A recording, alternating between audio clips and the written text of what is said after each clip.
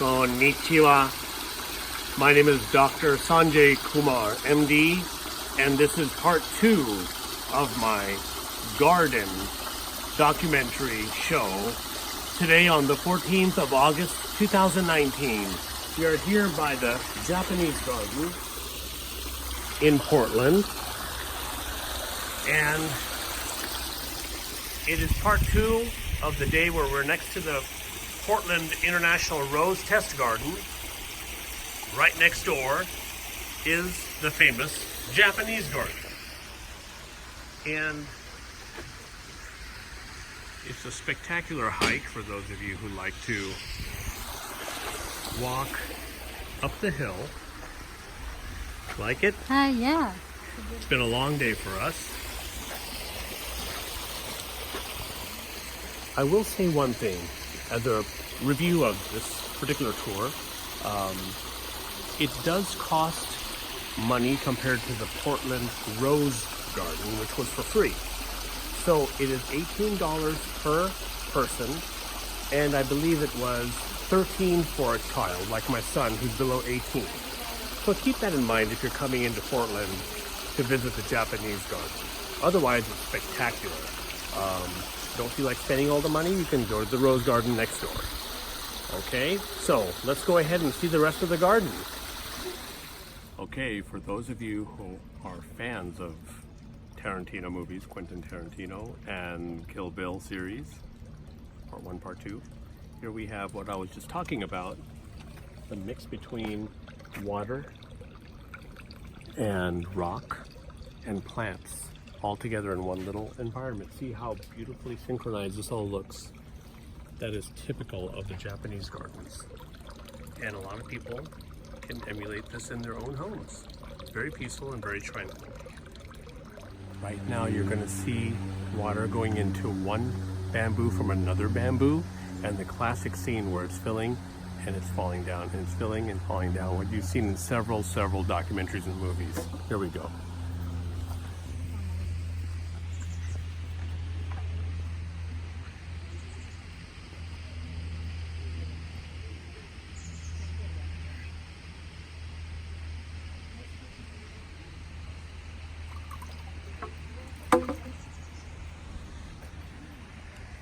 How was that? That's cool.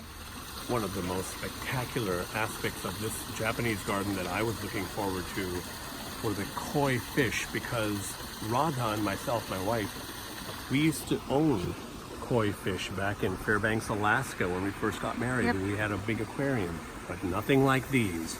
So it's not just rock, water, and plants, but we have life with the animal kingdom as well. So come on, guys.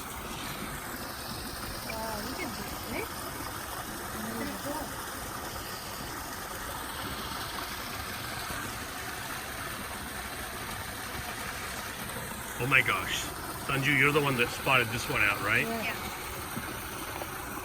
Amazing. I wasn't expecting them to be so big. I know. Oh, look at that. These are a lot bigger than ours.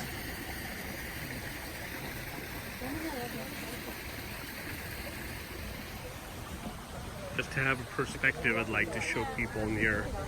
Sanju, why don't you go ahead and walk by so I can show a perspective of how large they are.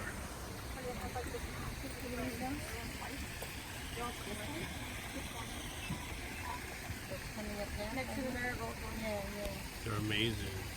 I know it's hard to have a comparison of how big they are. I can sort of have my hand next to the fish so you can have an idea about how big they are. Well, I guess I'm kind of far away. This is an amazing view. What do you think? It's really good.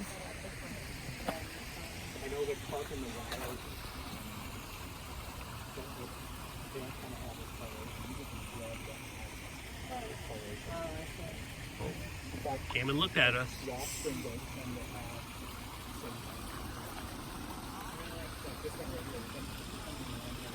We had one of this design, and then we had another one that was like this design back in Fairbanks, Alaska. inspired by our friend Bhaskar, who may see this video, Facebook friend as well, and he had a collection of fish. So did Uma auntie that came over to our house a few days ago. Her husband, Nanda Kumar, has a huge aquarium collection. Hey Radha? Radha? No, they're so big. I've never seen that. They're huge. Just to have it in a perspective, we're having Radha near the fish. You can see how big they are. They're amazing.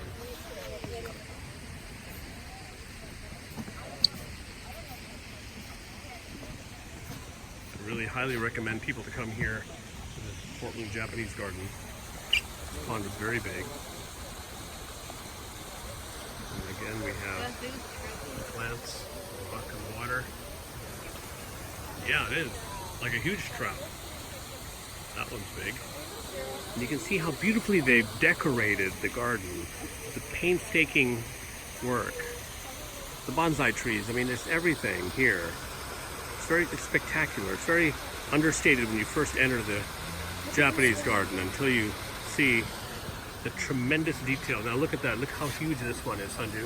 Come. I want you to come near it. Cool. It's so huge. Don't worry, I'm not going to drop my phone. And look at that. That's very symbolic. You have a koi fish with the symbolic structure of a shrine. And then you have the water. You have everything all simulated with tranquility. Nature all balanced, which is what the Japanese garden is all about. That is a cool looking koi fish right over there. Huge one. Huge. Biggest one out of all of these. This is someone we just met here. As you can see, she was in the shot earlier. Her name is Shanti, and she was born in South India. And I'm going to let you go ahead. You were talking to my wife while looking at the koi fish. I was. I'll let you go ahead and talk about. All right. My name is Shanti, and my parents were in the Peace Corps in the 60s, actually, in Punjab, and then they got teaching jobs in South India, where I was born, in Tirupattur near Madurai. A beautiful place. That's amazing. That's for my aunt, Shakunda, Yeah, she's Sulochana, who passed away, but she lived there. Wow. In Madurai, Meenakshi Temple. Yep, Meenakshi yep. Temple. I went there when I was in 8th grade. Oh, wow. So you know more about India than me. I've only visited, but she lived there. I grew up in Alaska. Oh, wow. Yeah. So Isn't it crazy? you never know. You never know who right? you run into. When you open your mouth. I think we should move out of the way so people can walk by. We're in a Japanese garden after all. Well, great to meet you. You too. Thank you. Yeah, and you're her mom? Aunt. Aunt. Okay. In name only. This is on MAITRI and Rolf's wedding day. We're seeing all kinds of people. What a day. Fantastic. How wonderful. Hi, this is Linda, who is Shanti's aunt. We all just met right here at the koi pond. I'll never forget this. We're talking and talking and talking about how Shanti was born in India. And now they're going to go to the Apna Chat Bhavan restaurant, which is part of the Apna Bazaar Indian store chain right across the street from where we live in Beaverton area. Go Excellent. figure. And she had so many interesting stories Excellent. about how they all met when they were kids in California. They just came here just to visit, and they're going to go back to Bend, Oregon. We've been here for an hour. Wow. That's the amount of time, the window of opportunity. Japanese garden, you meet new friends. Yes, lifetime friends. And we're not going to say domo arigato now Sorry, arigato. because we're not done yet. Right. So, Okay. My name is Linda Mutch. I'm with Shanti Nelson. I just explained that the reason we're here is because my daughter's boyfriend proposed marriage to her in these gardens. oh my gosh. And I told her we were coming. She said, "You have to go there today, Mom." And we've been here for an hour. And today is also the wedding of my own niece in India right now. And it's a And blessing. yes, there's something about this week. I'll give it to my son here. about weddings, this garden, today, this week, yesterday, today, and the next 2 days. It's all about weddings And meeting making- people. And I'm standing right here where her daughter was engaged. Yes. It's about meeting new friends for life, Yeah. not for the moment. I hope you're hearing Maitri. This whole week Thank has been you. about weddings and about going to places, sending roses, and all of that connected to weddings. And yes, and becoming engaged here. Yeah. How wonderful. Well, it might continue with our families. Yes. Yeah. All right. Go ahead. My son-in-law proposed to my daughter at the koi pond here where we met. Wow. Isn't that amazing? At the same spot, at the koi pond with the fish. How romantic. And as Count Dracula said in Love at First Bite, not the original Bram Stoker's Dracula, without a life without romance is not worth living at all. Lovely. Lovely. Here's one example where the attention has been put on gravel. Again, the element of stone, of rock. You see over here?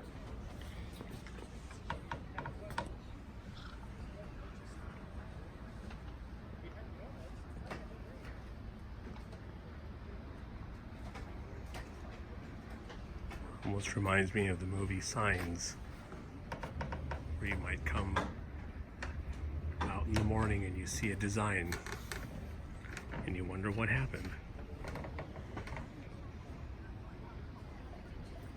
It's a little kind of a shrine. Reminds me of in India when they have a tulsi tree in the middle of a structure in their backyard or front yard. Hi. Here's another one with almost a bird's eye view. We're here at the Japanese garden, and behind me is the Pacific Tower, which is one of the tallest buildings in Portland. I thought it was the tallest, but it's actually the second tallest next to the Wells Fargo building, which is the black and white iconic one. This one is the Pacific Tower, which you see everywhere when you're driving to work, driving over the bridge to Vancouver, etc. And here we are with our friends here. We just met at the Japanese garden. And next to the Pacific Tower is the Wells Fargo Tower, which is the tallest building in Portland. Now if you see straight down, if you look at my finger, okay, that's Mount Hood. That's a beautiful, spectacular view. So here we have Mount Hood. My son's taking photography right now. And over there we have the Pacific Tower. So we have a beautiful skyline of some of the buildings in Portland. There's one more building right here that's next to the Wells Fargo. And I like to... Of course, you can see the buildings behind my beautiful wife, Radha, that we drive by several times. And next to the buildings are Radha's beautiful green hazel eyes to match them. And Mount Hood. Here's the Bill DeWeese Chabana Garden, which is, as I said before, to visit each of them is quite a walk, so make sure you've stretched well. But that is the magic of the Japanese gardens, is that actually it's a beautiful mix between rock, water, and plants. That's what I've read all the time. And one of my favorite novels, written by James Clavell, Shogun, which was that thick, and I read it as a teenager, about my son's age, talked a lot about the Japanese gardens. So the blend between rock, water, and plants, all mixed together, not necessarily a yin and yang concept of male and female, because you have those three elements, but different forces of nature coming together. So, of course, I'm just an amateur, but for those of you who are real connoisseurs of the philosophy, I encourage you to come to the Japanese garden here in Portland. So, here's the conclusion of my second video of the Portland Garden series for this date here at the Portland Japanese Garden on Kingston Avenue.